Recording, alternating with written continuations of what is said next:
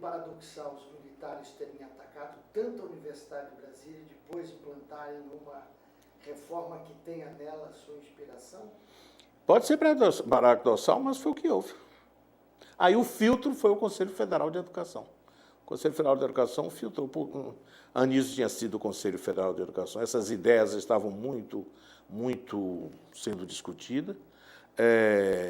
Da CIS já estava no exterior, mas a universidade estava aí. A universidade foi invadida várias vezes, professores foram aposentados, professores saíram, houve duas saídas grandes. A Universidade de Brasília sofreu muito. A nossa nem tanto, compreendeu? Aqui foram poucos professores aposentados, poucos. Não me lembro assim de nome de nenhum. Farias foi embora para a Inglaterra, tudo isso. De maneira que esse é o primeiro decreto. O segundo decreto vai deixar mais claro o papel do departamento.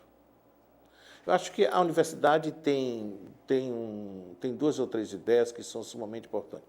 Primeiro, a grande ênfase na pesquisa. A pesquisa era inexistente no meu tempo de universidade, como aluno. Como aluno, era inexistente.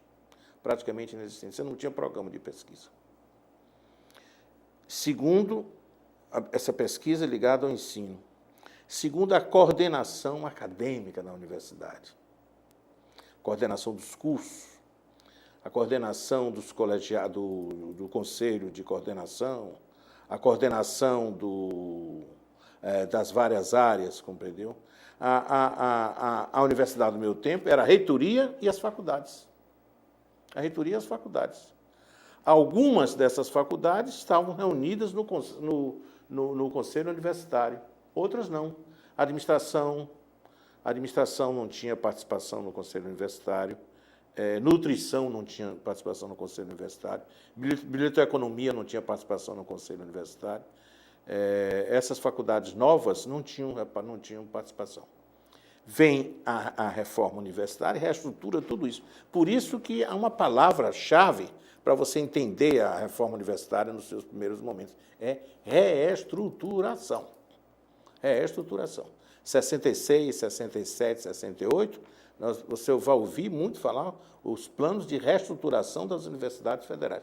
Então, só as universidades federais é que estavam sendo reformadas. O resto não estava. Com os problemas e os grandes protestos de 1968, aí que, em vez de reestruturação, aí realmente você vai falar em reforma da universidade. Quer dizer que o departamento, então, vem de antes do período militar? Muito antes. O departamento está na Universidade Brasileira desde 1937, mas, como é que se diz, sem nenhum papel que veio a ter. Havia, nas escolas, havia o conselho técnico departamental, que era uma espécie de pequeno colegiado que algumas escolas funcionavam. O grande colegiado das escolas era a congregação. A congregação era o órgão poderoso, né? Mas havia esse conselho técnico departamental, que era a reunião, um lugar onde os departamentos funcionavam. Como a minha tese foi sobre departamento, Nelson, tem uma coisa muito interessante. Eu encontrei faculdades que tinham conselho departamental e não tinham departamento. Quer dizer, você vê como funcionava formalmente o departamento. O departamento vai tomar realmente seu lugar com o decreto de 67.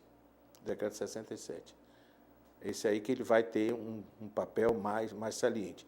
E essa ideia de coordenação dos cursos, só aqui, a nossa faculdade aqui de junto, é que tinha coordenação ao nível dos cursos. Tinha um coordenador do curso de administração de empresas e o coordenador do curso de administração pública. Somente eles que tinham. Os outros não conheciam a figura do coordenador. Era inteiramente desconhecido. Como orientador também, inteiramente inexistente. Nessa época não tem orientador, não tem nada disso. Quer dizer, essa Universidade da Reforma é uma universidade sistêmica, uma universidade coordenada academicamente, uma universidade que vai colocar ênfase na pesquisa. A pós-graduação se define aí também, Nelson. A pós-graduação se define em 1965. o famoso parecer Nildo Sucupira, do Conselho Federal de Educação, que define a pós-graduação. Define como nós temos o lato sensu e estrito sensu. Se fazia curso de especialização, mas não eram cursos lato sensu, né? sem esse esquema que nós tínhamos. E havia cursos de doutorado. Na Bahia havia direito, eu tinha doutorado, medicina tinha doutorado. Mestrado, não tinha nenhum mestrado aqui, nenhum mestrado. Vem, então, a pós-graduação estabelece os cursos de mestrado e doutorado. Portanto, a ideia de reforma, de ênfase na pesquisa, vai coincidir justamente com o desenvolvimento da pós-graduação, que eu estou convencido que foi a maior revolução branca que esse país já fez.